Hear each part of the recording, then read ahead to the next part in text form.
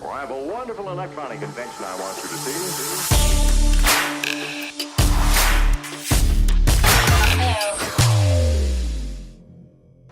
This is James Mathers at NAB 2019 for the Digital Cinema Society and Studio Daily. I'm here at the Fujifilm booth, and my old friend Tom Fletcher is going to tell us about some exciting news, full-frame zooms. Yeah. This is exciting for us. It's for me personally, it's been rewarding because now I've been working for Fujifilm, Fujinon for 3 years and was involved in the creation of this lens, talking to cinematographers. You guys helped us a lot with getting feedback of what people wanted in the market, and we came out with this. Premista is the lens with 2 lenses so far. This is the first one we're introducing. It's a 28 to 100 T29, and then the second lens that's going to be coming later this year is a 80 to 250, also T29, and they're 8.4 pounds. And then you'll notice it's a shorter and smaller lens than our Premier, big brother or cousin. But the name Premista comes from Premier and VistaVision, and kind of combining, the quality of the glass of Premier with having to hit an image circle of VistaVision or 46.3. It's very compact, and that's not very heavy. I've seen primes that are heavier than that.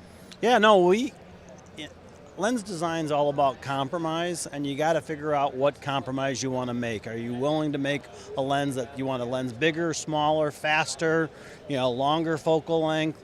So everybody would like to have a T1 zoom from 15 to 1,000, but have it weigh 2 pounds. Well, that's just physics doesn't allow that. So you have to make compromises, and I think that's the toughest thing to do as you're designing a lens. And what Fujifilm did a really good job of is talking to cinematographers like you helped us with, arranging panels to get feedback.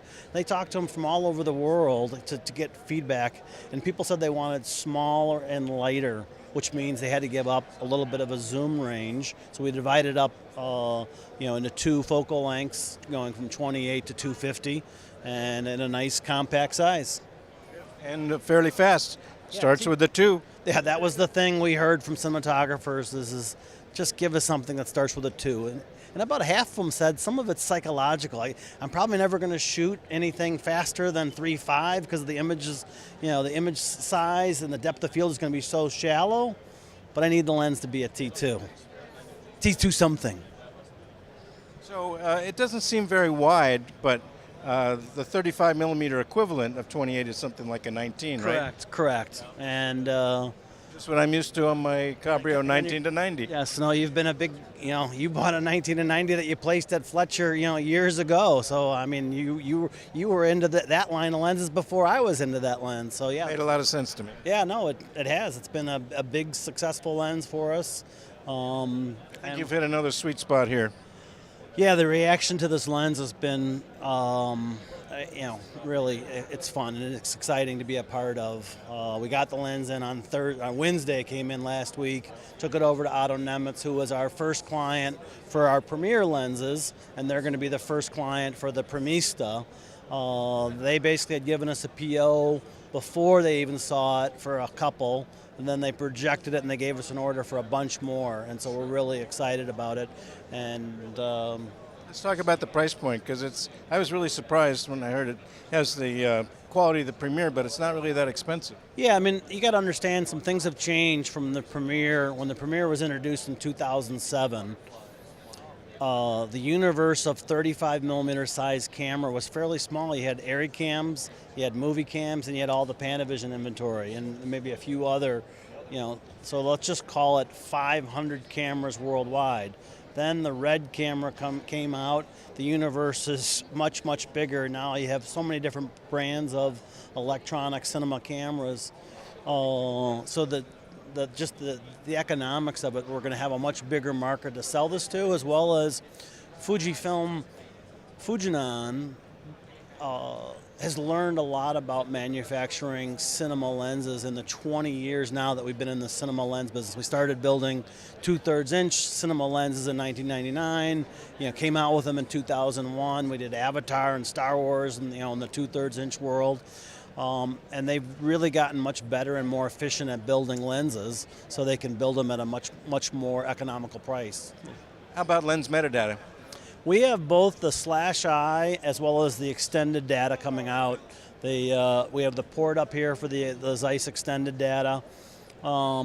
And the one thing that we did hear from people, Camerson said, hey, I'm not using this, can you put a plate on it to cover it up because I'm not using it, and the rental house can put that in a drawer, and when we start to use lens metadata more routinely, we can put it back on. And I'm a big believer in lens metadata. When I was Fletcher Rentals, we bought into Ultra Prime with LDS because I knew lens data was coming. That was 2005. You've been waiting a long time. I've been waiting a long time, but I'm a big believer. I think the post community is going to wake up and realize the efficiencies that they're going to have using the lens metadata. So that was something that I pushed really hard to have, and a lot of people, feedback that, again, came from listening to cinematographers and listening to the community. That was feedback that we knew needed to be in this lens to make it future-proof.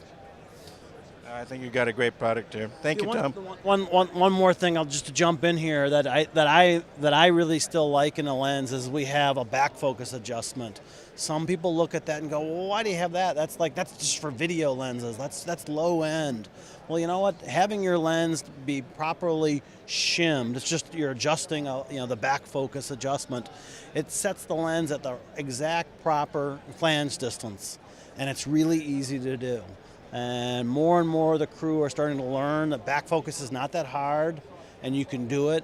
Yeah, certainly you want to get the lens from your lens technician at a rental house or wherever, but not everybody has that.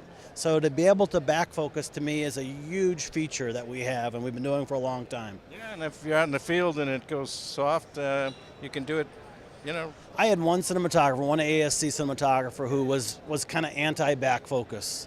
Oh no, that's just that low end people use that.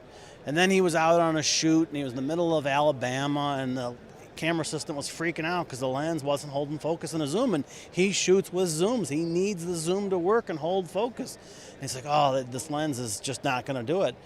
And the cinematographer said, that's a Fujinon lens. You can back focus it in the field. And he had premieres and used a special tool and back focused it. Assistant's like, wow, that's amazing.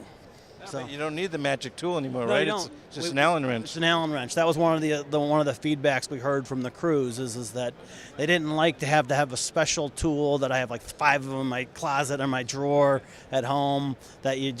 So we went with a standard 3M Allen wrench. I'm not certain exactly, but that was. Well, thank you, and thank Fujinon for listening. Yeah, no, it's. Give us what we want. That's why you'll buy if we give you what you want. So thank you, Tom. Thank you.